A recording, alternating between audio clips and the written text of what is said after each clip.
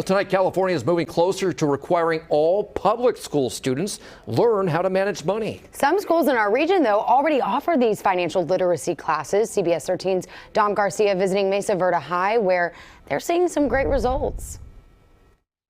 When she started high school, money management was the last thing on Adalisa Dorovitz's mind. Nope, I was a big spender. So it's funny we found her here, working at the Safe Credit Union branch inside Mesa Verde High School. It's here where students learn the ins and outs of banking. Learning how to do the bills, or like learning how money to spend, manage, all that. That's something I wish I learned when I was a bit younger. This is a partnership between Safe Credit Union and the San Juan Unified School District.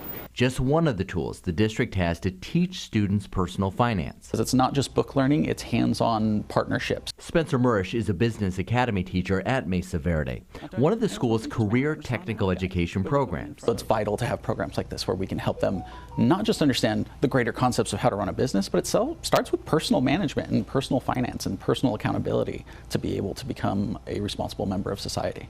All this is an example of what schools in California could look like if lawmakers certify a proposal that would add financial literacy to a list of graduation requirements.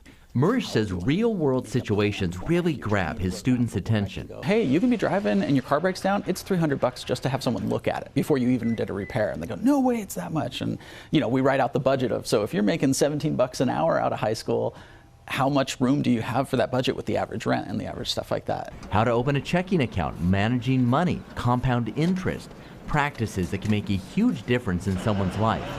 But it's not all about money.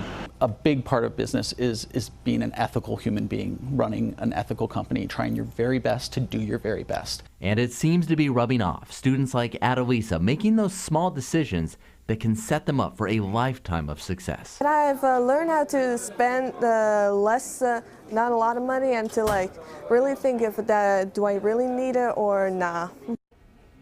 A question we can all ask ourselves. Now, if financial literacy does become part of the graduation requirements, the class of 2030 would be the first group needing that class in order to graduate.